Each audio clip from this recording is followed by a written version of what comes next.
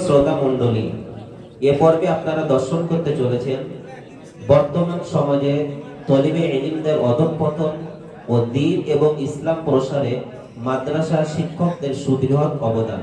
তাই আসুন আমরা সেই দৃশ্য মনস্ফূর্ত হই।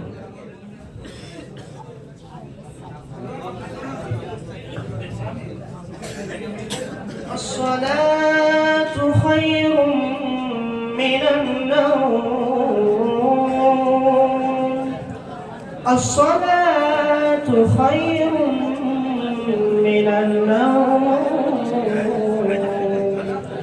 الله أكبر الله أكبر لا إله إلا الله.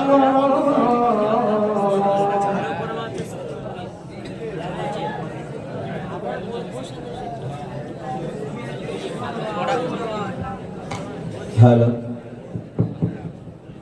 الحمد لله الذي أحيانا بعدما ماتنا وإليه النشور। মসজিদ তো আজান দিয়ে দিল, মাদ্রাসাওয়ালা আমার দারুল ইকামার দায়িত্ব দিয়েছে। এখন আমার এই কনকনে ঠান্ডায় বিল্ডিংয়ে ঘুরে ছাত্রদের ঘুম থেকে ওঠাতে হবে। যাই আমি ছাত্রদের ডেকে আসি। বাবারা উঠে পড়ো, আজান হয়ে গিয়েছে, নামাজ পড়তে যেতে হবে তো। বাবারা উঠে পড়ো, আজান হয়ে গিয়েছে, নামাজ পড়তে যেতে হবে। কি বা ছেলেদের ঘুম, আজান দিলেও ঘুম হয় না।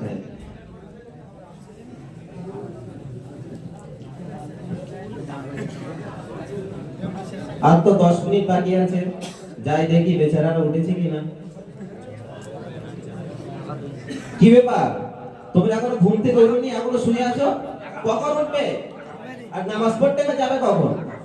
তাড়াতাড়ি উঠে পড়ো। কি ব্যাপার, তোমরাও এখনো ঘুমিয়ে আছো? তোমরা কি নামাজ পড়তে যাবে না নাকি? তাড়াতাড়ি উঠে পড়ো, উঁচু করে মসজিদে চলে আসো। 5 মিনিট আগে কিন্তু তোমাদের পেটাই শুরু হবে ওখানে।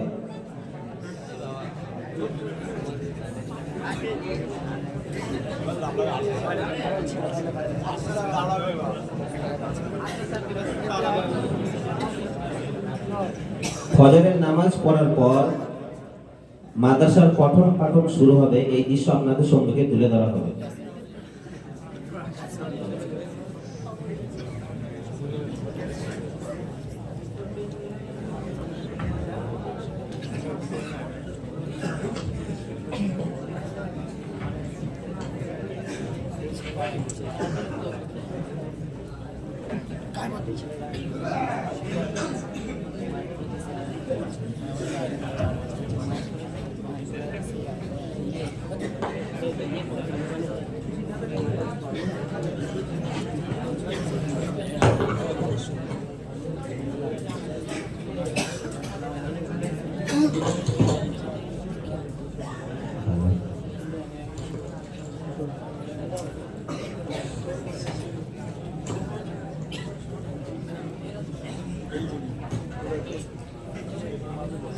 السلام عليكم ورحمة الله وبركاته.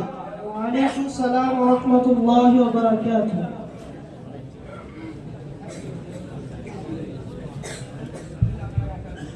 বাবারা তোমরা ভালো আছো? জি আলহামদুলিল্লাহ। ঠিক আছে, আজ তোমাদের প্রথম হাজিরিটা নিয়ে নি।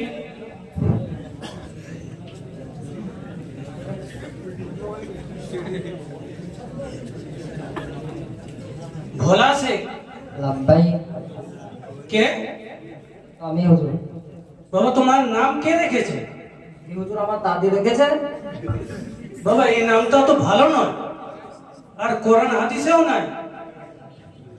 বাবা তাহলে তোমার নাম আমি একটা ভালো রেখে দিচ্ছি।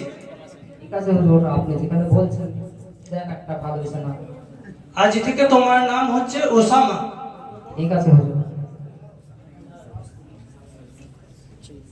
টোনা শেখ। লাব্বাইক। বাবা তোমার নামটাও তো ভালো নয়, তাই আমি তোমার একটা সুন্দর নাম রেখে দিচ্ছি। আজ থেকে তোমার নাম হাসান। জি হুজুর। আব্দুর রহমান। লব্বাইক হুজুর। বাহ, খুব সুন্দর নাম তো। বাবা, তোমার নাম কে রেখেছে?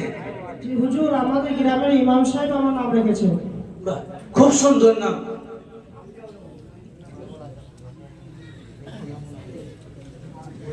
তাহলে বাবা, তোমরা কিতাব নিয়ে নিয়েছো? জি হুজুর। হুজুর 500 টাকা নিয়েছে। ঠিক আছে, আজকে তোমাদের তো প্রথম ক্লাস, তাই আজ তোমাদের সবক হবে না। কিছু গুরুত্বপূর্ণ কথা শুনে রাখো।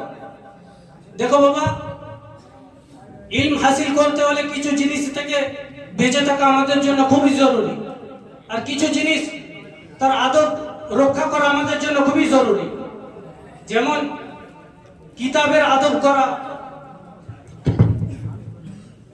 টিপায়ের আদব করা, আর শিক্ষক মহাশয়ের আদব করা। শিক্ষক মহাশয় সে ছোট হোক কিংবা বড় হোক, সকলেরই আদব করা আমাদের জন্য জরুরি। ওই রকমই মাদ্রাসার কর্মচারী থেকে যারা রয়েছে সকলেরই সম্মান করা আমাদের জন্য জরুরি। তাতেই আমাদের ইলমের মধ্যে বরকত আসবে। আর একটা কথা শুনে রাখো বাবা, আজকে তো আসরের নামাজের পর তোমাদের তারবিয়াতি বয়ান করবেন আমাদের দারুল কামাল নাজিম সাহেব।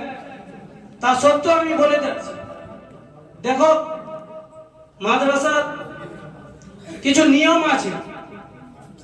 বিশেষ করে আমি যদি ইলম হাসিল করতে চাই, তাহলে আমাকে অনেক গুনাহ থেকে বেঁচে থাকতে হবে। তার মধ্যে আমাদের মাদ্রাসার সব থেকে বড় একটা ফিতনা, যেটা হচ্ছে মোবাইল। ওটা থেকে আমাদেরকে সব সময় থেকে বেঁচে থাকতে হবে।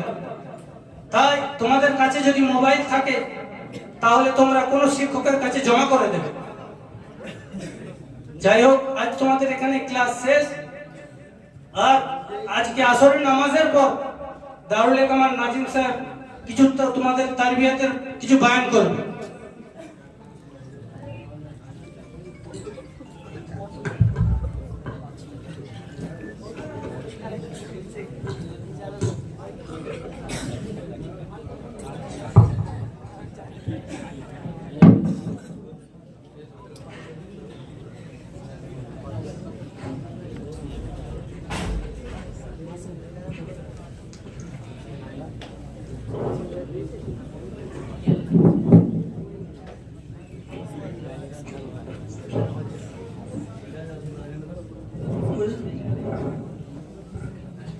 السلام عليكم ورحمة الله. السلام عليكم ورحمة الله.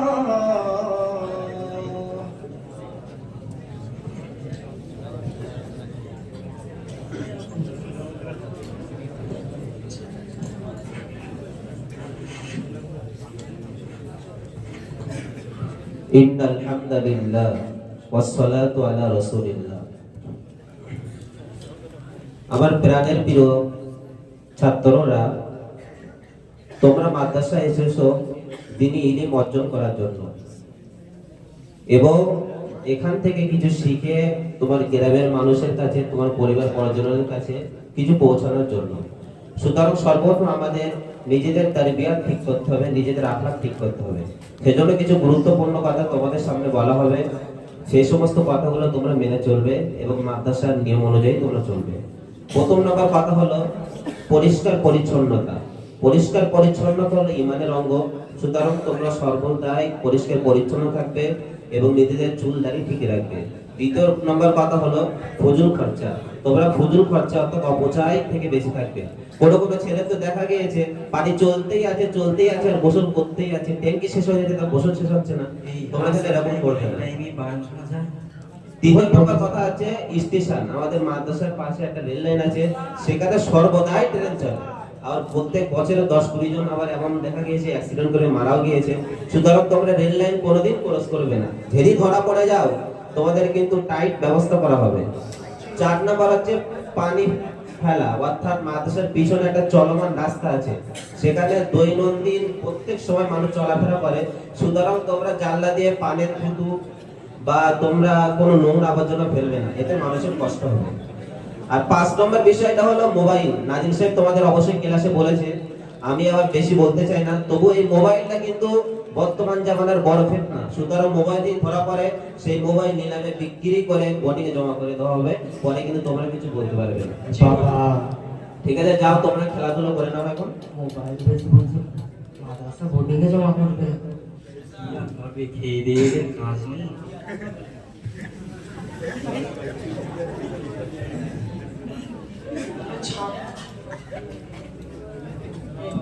বৃহস্পতিবার আমার মাগরিবের সময় পড়তে ভালো লাগে রে, এদেরকে কে বোঝাবে? মাগরিবের পর অন্য দিনকে ঠিক আছে, বৃহস্পতিবার দিন একটু খেলা একটু রান্না বান্না করবো। এখনো কে কে কামরায় আছে? ওপরে গেটটা লাগিয়ে দাও তো।